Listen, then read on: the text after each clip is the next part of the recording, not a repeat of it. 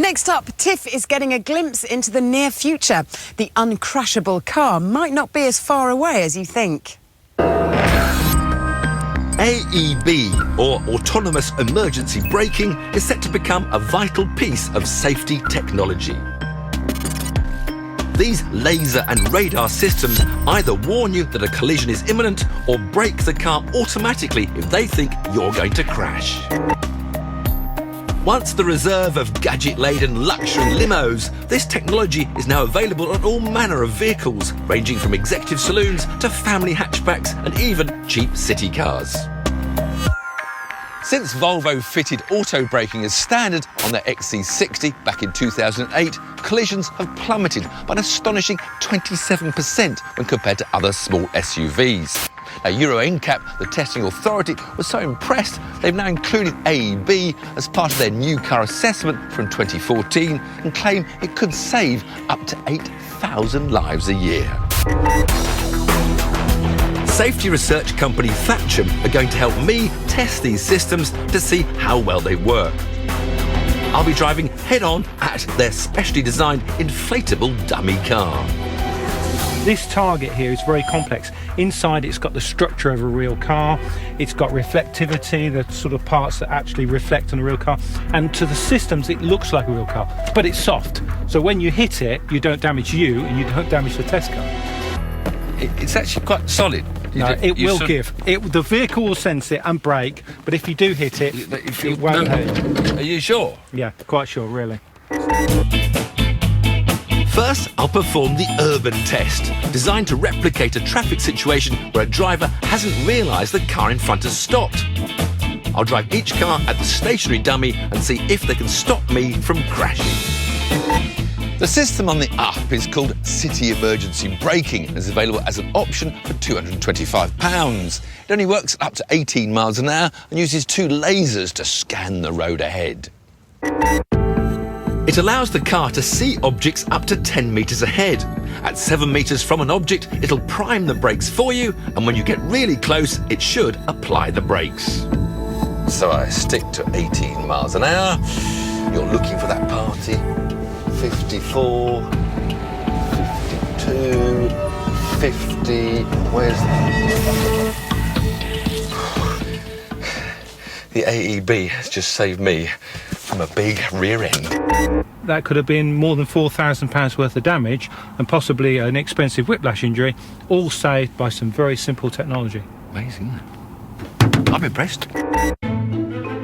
As well as a city braking system that's identical to the one in the up, our Volvo V40 is equipped with a £1,850 collision warning extra.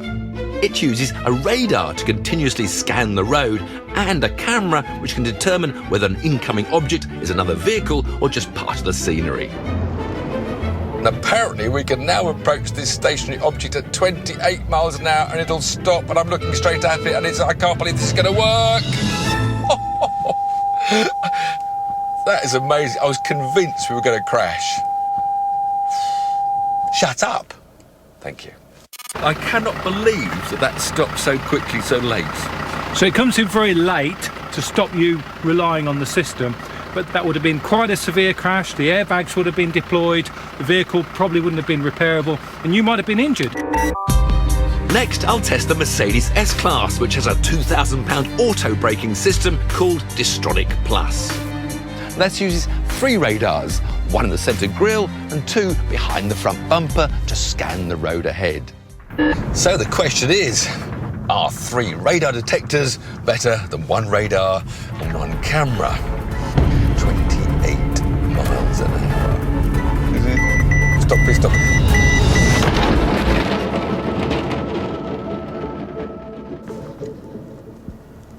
I think we just crashed. The Volvo managed to stop at 28 miles an hour, but the Mercedes didn't. In fact, the experts tell us that the fastest speed the Merc system works at in other tests they've conducted towards a static target is 15 miles an hour. Perhaps it'll be better in the moving bit test. This time the dummy car is towed by a 4x4 driven by a robot, ensuring it maintains a constant speed of 25 miles an hour. It's designed to simulate a car in front of you suddenly slowing down without you realising it, possibly because you're dialing in your sat-nav or tuning into another radio station. The UP's auto brake only works at city speeds, so it will sit this test out. Mercedes and Volvo claim that their systems will cope at speeds in excess of 100 miles an hour. Run 1 will be at 50 miles an hour, and I'll start in the Merc. Its radar can detect objects 200 metres away. So now if I'm wafting along a dual carriageway at 50 miles an hour, thinking about my sat-nav and where am I going next, is it London or where, and I'm starting to catch something, it then just neatly slows me down and I can overtake and carry along safely on my way. Can the Volvo do the same? Brakes, I haven't touched the pedal. So what happens if we increase the speed to 55 miles an hour?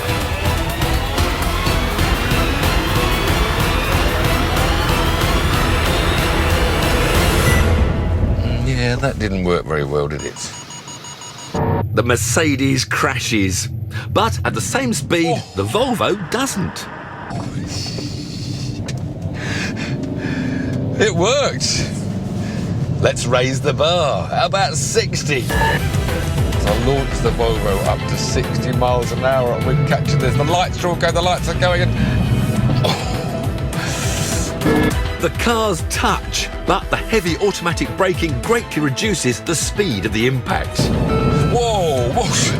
The Volvo also has a very effective way of warning the driver about an impending crash. Big red lights flash, give me plenty of time to wake up, swerve and avoid. And that is much better than those quiet beats in the Mercedes.